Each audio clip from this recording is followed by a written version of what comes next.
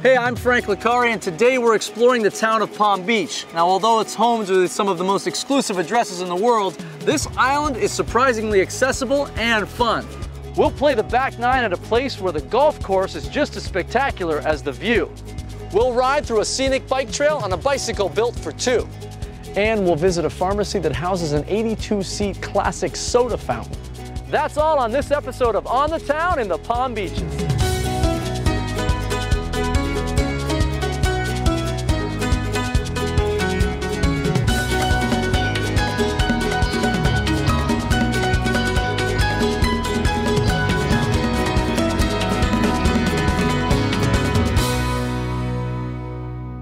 This program is brought to you by Discover the Palm Beaches. Visit thepalmbeaches.com for more information.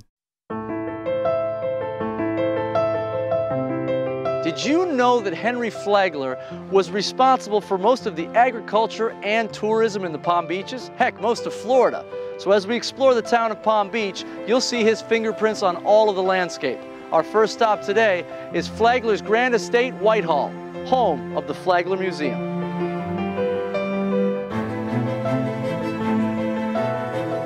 Architectural style, as you can see, it's very grand. It's what we would call Beaux-Arts architecture. It's a visual language that people in the Gilded Age would have understood, and I think many of us understand today. You have a style that is based on Western culture, history, Greek and Roman at its roots. And the Americans during the Gilded Age believed that America was the logical, rightful inheritor of the great traditions of Western culture, and that we were not only picking that up and continuing it, but we were improving upon those traditions. And it wasn't just a story about Flagler, however. He and his peers, Andrew Carnegie said it best when he said that the homes of some need to express what's best about our culture. And so they really felt of these homes as museums that they were to teach others. When I first came in here, I looked up at your clock and I said, that reminds me of a clock I would see in Grand Central. And you said, it's modeled after the one at the original Penn Station in New York that was destroyed. Which I hope impressed you. That yes, you were right on the money. Right? Although Flagler's grand estate is amazing, one of the best ways to explore the town that Flagler built is on foot. Let's talk to historian Rick Rose, who's known for his walking tours of Palm Beach, and he knows a thing or two about classic Palm Beach attire. Tell me a little bit about Palm Beach's history now through the years and how it's grown. Well, it was first an agricultural settled area. It was a pioneer area in the 1880s. And very quiet, Flagler had heard that there was a paradise down to the south. He already had a house up in St. Augustine. So he, being the adventurer that he was, he did an expedition down the peninsula and found his way to the Lake Worth region, which is what this originally was called. And really wasn't expecting the tropical vegetation. You know, he was on that boat. He was looking around and discovered, oh my goodness, this is really where I need to build a hotel, because I know that if it's coconut palms here, there's no frost. When he bought all the land back in the early 1890s, he needed a place to live. So he bought the nicest house on the island, which was also the oldest house on the island, and that's the Seagull Cottage, built in 1886 by a Denver Railroad man, and lived here until the completion of Whitehall, which of course is his famous house here in Palm Beach. Whitehall would not be where it is today if it weren't for Cap Dimmick. Cap Dimmick was the town's first mayor, and on that very same property in 1880 he opened the Coconut Grove House. That land was eventually sold to Henry Flagler, paving the way for the development of Flagler Museum. My third great-grandmother, Millie Gildersleeve, came here with Cap Dimmick. She was the town's first nurse midwife. And many of the pioneer babies she delivered, their descendants still reside here in Palm Beach County today. Millie Wilborn Gildersleeve was married to Jake Gildersleeve in 1878 on the lawn of Captain Dimmick's home and hotel. That's where the Flagler Museum exists today. Cap Dimmick's Coconut Grove House was the first hotel on the island. The second was built in 1896 by Henry Flagler, It was called the Palm Beach Inn. People kept asking for, can I get one of those rooms down by the breakers? Now, the breakers back then meant, of course, the beach. So then the Breakers Hotel comes up. How does this happen? So when the Palm Beach Inn burned down in 1902, had to be rebuilt, and they gave up trying to call it the Palm Beach Inn. They said, we're just going to call it the Breakers Hotel. And the Flagler family, the descendants of Henry Flagler, said if we're rebuilding the breakers, we want to build it so that it won't burn down so easily. Yeah, so use stone, right? And they use stone, Yeah. and then now we have the famous, of course, breakers. So they hired one of the most important architectural firms in the world, Schulze and Weaver from New York, who had built Grand Central Station and the Waldorf Astoria. So they rebuilt the breakers in the Italian Renaissance resort style, and it opened in 1927.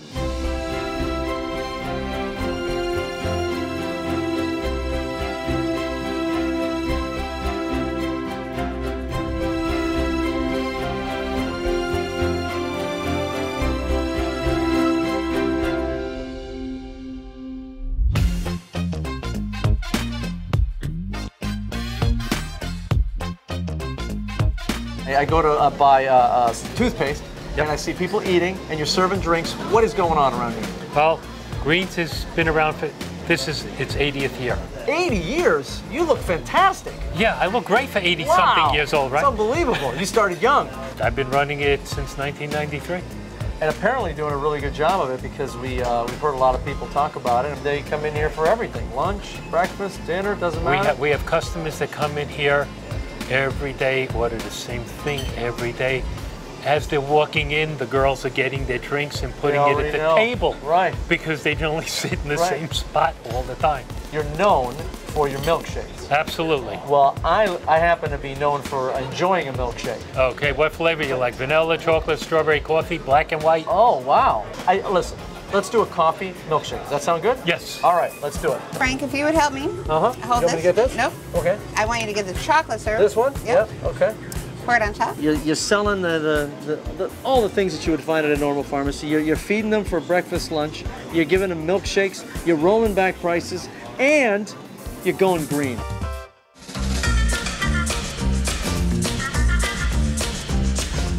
Welcome to the Little Red Schoolhouse. This is the first schoolhouse built in Southeast Florida. It was built in 1886. In 1990, the Preservation Foundation opened it as a living history program for students in all schools throughout Palm Beach, Martin, and Broward counties. Now, if you misbehaved and you were one of the little ones, And 6 I will. or 7, well, sir, if you are 6 or 7, you will receive this on your hand if you are naughty. If you are one of the older students, you would receive this across your backside. And if I happen to break it across your backside, I would send you out to cut down another one, adding insult to injury. A very small backside. That's a big stick. It would be quite painful. Right. If you were not listening, I would take this clip it on your ear, ow! And it would stay on your ear until I felt you had learned your lesson. You know, people wear those now as accessories. I know. May I invite you in, sir? I would love to, because it's so uncomfortable on the stairs. Come, please. Dr. Jody, you are the school marm. I am. What does a school marm do? In early history of schools, the teachers were called school marms. They were expected to be single women. They did not live in their own homes. They lived with their own students and often shared a bed with one of their female students. They did chores around the house as well as work at the schoolhouse. So what are you talking about? That's what a school marm is. Now I'm going to check your nails. I'm going to check behind your ears and the back of your neck. I am also going to check for nail biting. Please put your hands flat on the desk. Are you a nail biter, sir? I get nervous. Tisk, tisk. We do want you to reach your majority, so no more nail biting. In the schoolhouse, the children were taught hygiene. We teach manners, that is how to be respectful and address adults. We teach penmanship. Wow. We teach ciphering. And we teach. Wait, so go back. Oh, Ciphering. ciphering. Yeah. That's arithmetic. Oh, is that what that is? Mathematics. Okay. I thought it was like the Da Vinci Code or something. No. Okay. Children today who come to the schoolhouse, it's for fourth graders, only print.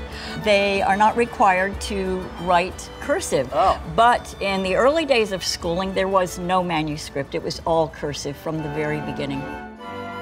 Schools come every day that school is open, usually from September through May. Wow. Full school year almost. Look at that. Like a little sailboat. That is lovely, sir, but that is not part of what we're practicing here. Absolutely not.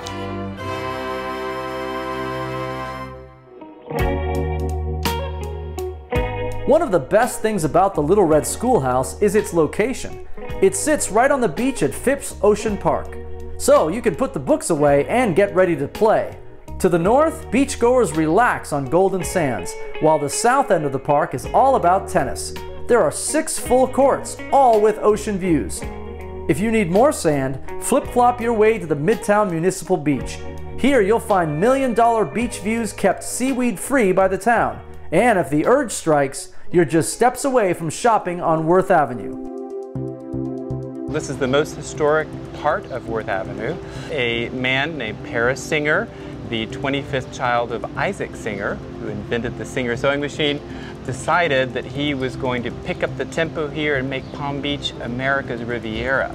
So he decided to build a club to get things going, and that was the Everglades Club. He built the Everglades Club in a mixture of different Mediterranean styles, and the Everglades Club is ground zero for Mediterranean revival in the state of Florida. So the club was so popular, they needed to create infrastructure and entertainment for the members. So they invited some of the world's top designers to show their clothes, but those designers needed to open shops here. They couldn't just be showing clothes during lunch. Nowhere to get them after the fact, Exactly. Right? So Paris Singer and Addison Meisner decided to develop some multi-use shopping passageways right around the club, and the first ones were Via Parigi and Via Meisner next doors.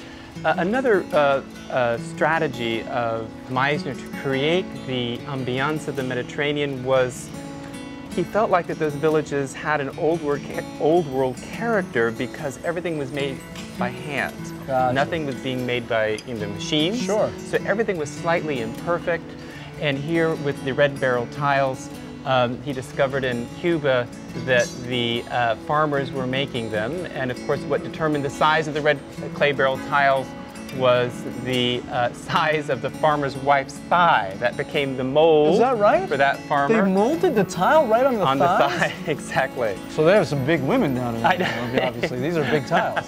But he carried that through almost everywhere. Everywhere you look, you'll notice that there's nothing that's not in keeping with the style of Mediterranean revival. He really designed everything almost as if it was a movie set. Sure. So that when you look in any direction, you don't see anything that's not in keeping. So you really have the sense and feel that this is all authentic.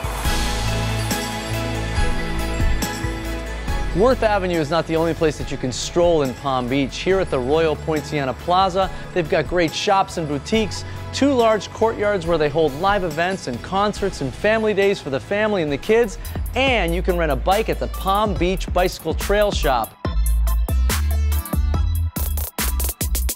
Our main business is, take servicing people on Palm Beach. It's a great town to ride a bike around. Low speed limits, not a lot of population. And of course we have the Palm Beach Bicycle Trail, which the Lake Trail they call it. Right. It's like the oldest road in Palm Beach. It was where the pioneers would go up and down on the island to avoid the washout from the beach. This is where the pioneers came, and this is where they were traveling. Exactly, and that's how they would go up and down the island. And most of the first post office, the first church were all located on the bike trail. That's how they would get up and down. And you could take this trail almost the length of the island. Almost the length of the island, from the south to the north. Which is really unique, I think, for any city to have that type of trail. Your bike shop, how many bikes you got in there? We have about, over 200. 200 bikes? At most average times. During the season, we'll have 150 rental bikes that we'll have in stock.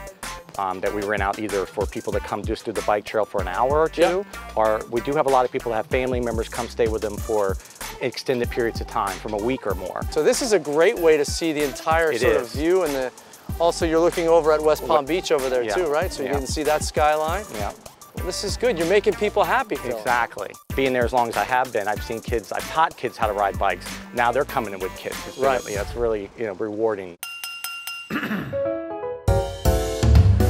What you'll do is you'll greet your guests with sincerity and you'll say, good evening, welcome to Cafe La Rope Restaurant. It's an honor to have you here this evening. If you'd like to follow me, we'll go right to the table. Well, that's a lot to memorize. Okay. No, I couldn't just say, hey, thanks for coming, come on in. No, you need more. You need more from me. Yeah, well, okay. More service oriented. Okay, sure. Yeah. Welcome to Cafe La Rope. Thanks so much for being here this evening. Let me escort you to your table. Very good. Not very bad. Good, Okay. Very good. All You're right. a partner here. Yeah. What's the food like here at Cafe La Rope? We like to call it current international cuisine.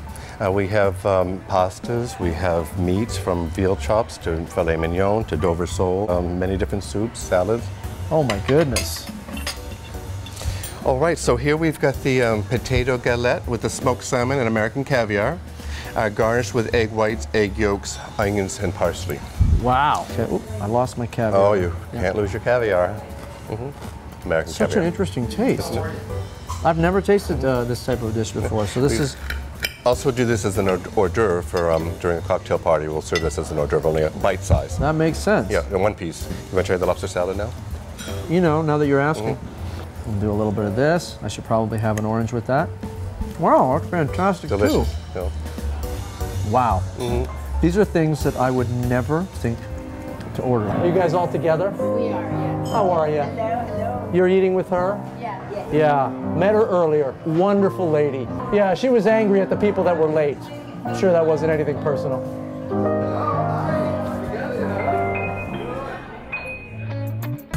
Craving art? Let's head down the street to West Palm Beach. This city has amazing murals on walls throughout downtown and in the historic Northwood District. This lively dining and arts district has a monthly art walk the second Saturday of every month. And you'll find a ton of galleries and gourmet restaurants like Malachor Thai Cafe and Table 427 to name a few. If you're looking for adventure, check out Shark Wake Park. Located at Okehili Park, it's the largest inflatable aqua park in South Florida with an obstacle course featuring slides, ramps, trampolines, and more.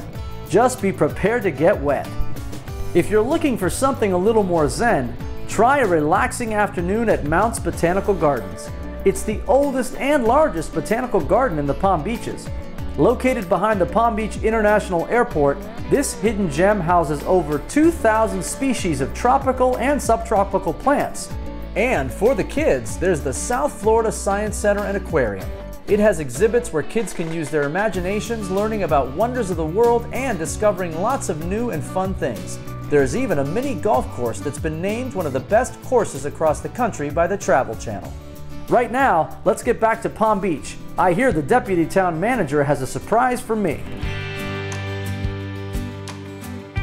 If I'm coming here and I'm visiting with my family, give me a little rundown if there's a few spots that I have to hit when I come to Palm Beach. Like, what are they? You know, the name of this community is Palm Beach. So of course we have beautiful beaches. Sure. We have two really incredible public beaches. Palm Beach has great restaurants and a diverse mix of different styles. You can spend a month here, sure, and have a lot of different things to try out. The thing that really makes Palm Beach really special, in my humble opinion, is its people. Palm Beach has always been a place known for captains of industry. That's how it started, right, and that's how it is today. The citizenry here in Palm Beach, as compared to other communities, is very active. They're very involved, they're very knowledgeable, right, and they contribute a great deal to the specialness of this community. So I got a question for you. Tell me. You play golf? I have been known to hit the links every once in a while, yeah. All right, well, we got a special surprise for you. Let's head down to the Palm Beach Par 3. I'm with you.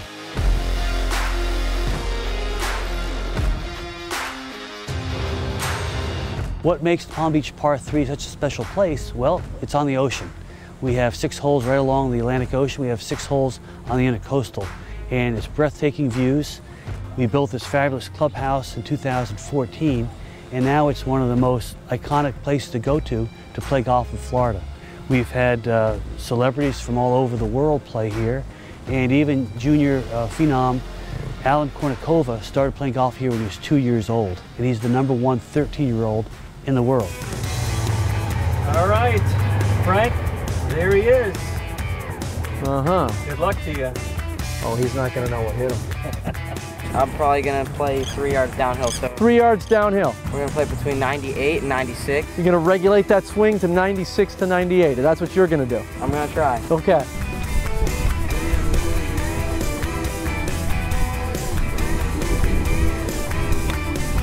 All right.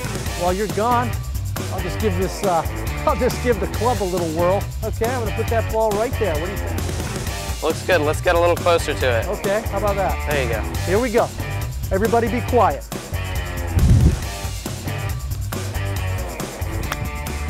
I don't even know where it went. Where did it go? Lush golf course setting, check. Scenic beach views, check. Golf ball size meatballs, check. Looks like I found the perfect place for lunch. We've been expecting you, Mr. Liccardi. Oh, Welcome yeah. to Al Fresco. Good darn right. Along with this beautiful view and everything, what separates Al Fresco? What makes it the special destination that it is? It starts everything with the golf course, the view that we have. Obviously, you know, there is nobody with this beautiful view of the restaurant. Second, I think is you know, the great ownership that we have. And well, thank you. Oh my God, this is good. Yeah. We have to honor the time that we spend at a table. You know, time at a table is where we share with our family, that we make new friends, that we share the most special experiences of our life, right? In between all the busyness and all the work and everything else. You think of the whole experience. Of course the food has to be good. Sure. Of course the service has to be good. But when you can create something in a venue like this and really take the experience to another level, that's what makes this place so special. Thank you. What I like to do when I serve food, I know you like to leave the table, I like to wait. The best. Oh, right? Ever. Gonna cruise around the world on this big yacht. Gonna cruise around the world on this big yacht. The original dock has been here since almost 89 years. The original dock. The docks that you see that are here today, they were done in 1945. The Brazilian dock and the Australian dock, and the Peruvian dock was put in 1961. Now these are obviously, for those of us that know the area a little bit, these are named after the streets, right? That's correct. And what is the master, like the dock master, what is that? Like, are you just like the guy who just like, if I park my boat here, you're like, I'm the master. What do you do? As far as the dock master, we're in charge of running the marina as far as making the lease agreements, transient dockage arrangements, billing the customers out, making sure that they're billed for electric, that the docks are kept clean at all times, and just making sure that everyone's happy.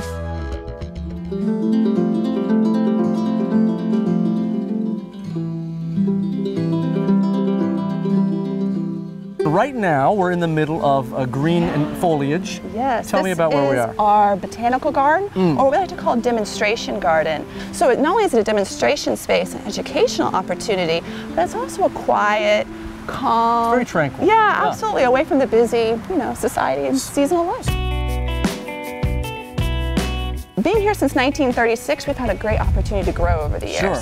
The gardens and the historic King Library, that was built in 1938 as well. And that was by architect Maurice Facio. It was our oldest building where all of our programs took place. We've grown and now we have a 700-seat auditorium and art exhibition space. This is our Fitz-Eugene Dixon Education Building. That's a lot of words. Long name. Fitz-Eugene Dixon. Fitz-Eugene Dixon Education Building. And basically that all means that this is where the learning happens. Here is all of our classes, lectures, workshops, and our Buyer Artist in Residence program. So anyone can come, no matter your artistic skill level. If you want to come learn how to paint or how to sculpt, this is the place for you. And history classes, art appreciation, opera appreciation. Now I have been in a lot of schools. I've been in a lot of classrooms. none as pretty as where we are right now. We're very, very, very lucky. Age ranges of your classrooms? Everything, mostly adults here. Okay. We do have a children's library, and all of our children's library programs are free. And so we have teen education programs and things like that. That happens in a separate building. This is like what we call our Center for Lifelong Learning. So these are more adults. Can't tell you how many times we've heard people come to us and say, like, thank you so much for being here, because without something to do every day, I don't know what I would do. Sure. I'd sit at home. Yeah. This is a place people can come, be inspired, and hopefully, as I said, make some friends. Here in the Sculpture Garden, I am seeing beautiful sculptures. I'm seeing very creative. I'm seeing whimsical. I'm also seeing creepy. Oh, goodness. Tell me a little bit about what we're talking about. Sure, absolutely. We have a variety of sculptures here on our campus. In fact, we have 27 different sculptures sprinkled throughout. So you're going to see a little bit of everything, absolutely. I could spend a day here. Oh, absolutely. Right? Oh, yeah. Come visit the gardens, maybe have a nice picnic, take the kids to the children's library, maybe even catch a show in our auditorium with one of our mini concerts, maybe a lecture that inspires you. All things I like.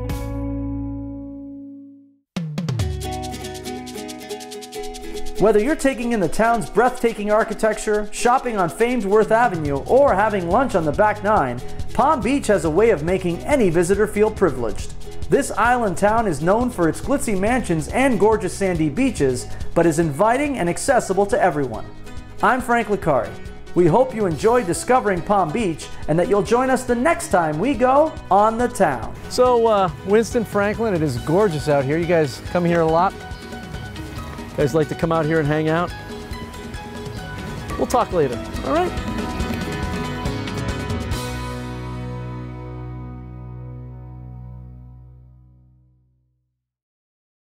This program was brought to you by Discover the Palm Beaches. Visit thepalmbeaches.com for more information.